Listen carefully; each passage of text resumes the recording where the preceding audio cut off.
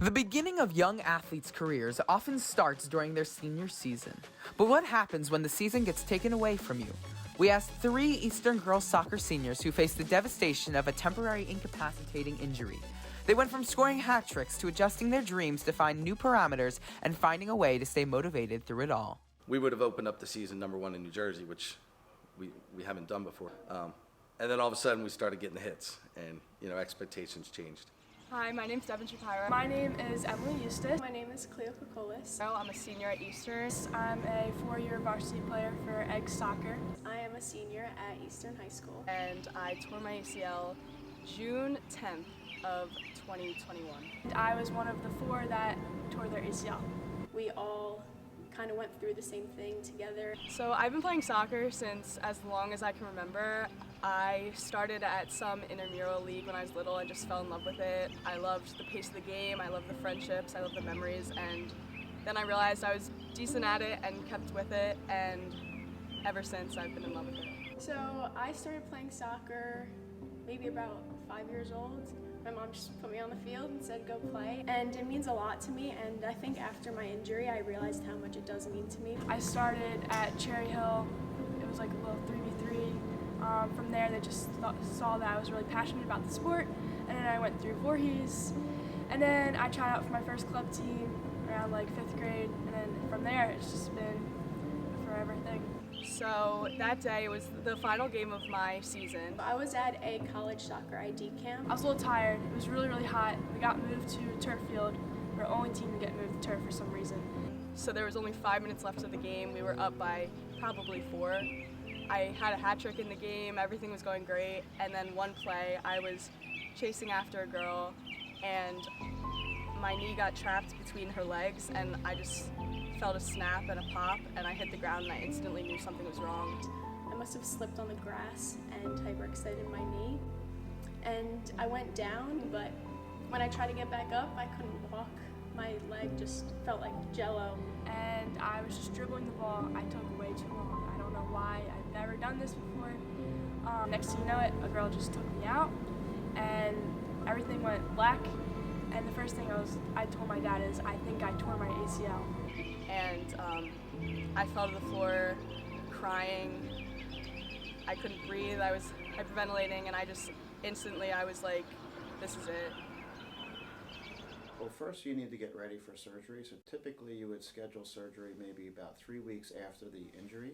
The first 2 weeks after you get surgery, like a lot of people have different reactions. No one's the same. And then once surgery occurs, it's typically about an 8 to 10 month recovery period of rehabilitation.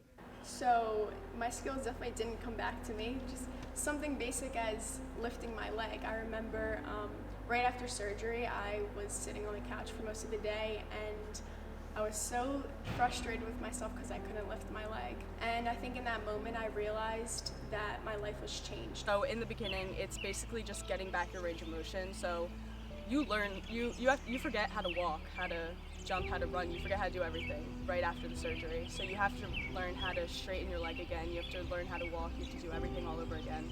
So that's like the first 2-ish months of your recovery. You're kind of back into the flow of like movement. Then you get onto running, jumping, and kind of getting back into your normal flow. Then you graduate from physical therapy, I guess you would say, and you moved on to another program, which I'm in right now, and it's called the Return to Play program, where you're basically learning how to play soccer again. You're learning how to cut, how to be in real game-like scenarios, and it's a lot, it's long, but I never gave up hope. There's some research that says that when you have an injury of that magnitude, you go through a grieving process just like someone who went through the loss of a loved one, where there's initially maybe denial of the injury, and then you go through an anger stage, and then hopefully you get to acceptance. But there is a process, and certainly it could challenge one mentally to stay strong through that. Everyone has been amazing to me during this process. My teammates, Cleo, Emily. It was very helpful having them by my side, and they were a little ahead in PT because they got injured before me. So it was awesome seeing how much they were improving. And I wasn't there yet, but I knew that that was in my future, and that really helped me and motivated me and made me continue to work hard in PT and try to get to where they were. ACL recovery, it's a long journey. People don't warn you about how long and tiring it is. You hear all like the horror stories, and then even a fear of mine now is like the ability to tear it again is really high, even though the doctors say it isn't. You hear a lot of people tearing the ACL again. And I think the whole journey is just based on doubt. I think doubt was a part of my recovery early on because, like I said, I couldn't lift my leg for a while and I couldn't bend my leg. You are constantly comparing yourself to other people. It was intimidating looking at the amount of time ahead and all that you had to accomplish. But with the physical therapist by my side, my parents, my friends, my teammates, everyone was pushing me to be the best that I can be, and I never gave up hope, and that's the resilience that I kept. Resilience to me is never giving up and persevering. The ability to overcome a big event that's impacted you greatly and just to keep pushing through. Pushing through something that others think you can't get through. As a coach, I have to move on and I have to fill spots with other people, but as a human, it was really hard. Give me a sec. It was really hard for us because of what that particular group brought to our team.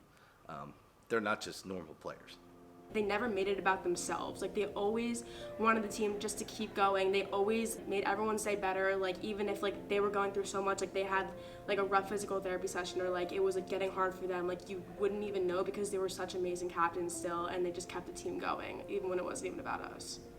And I was very happy to see that Emily found a spot at Duquesne, Devin found a spot up at Ithaca, and Cleo, we're still waiting to see if she's going to play or not. Hopefully she does as well.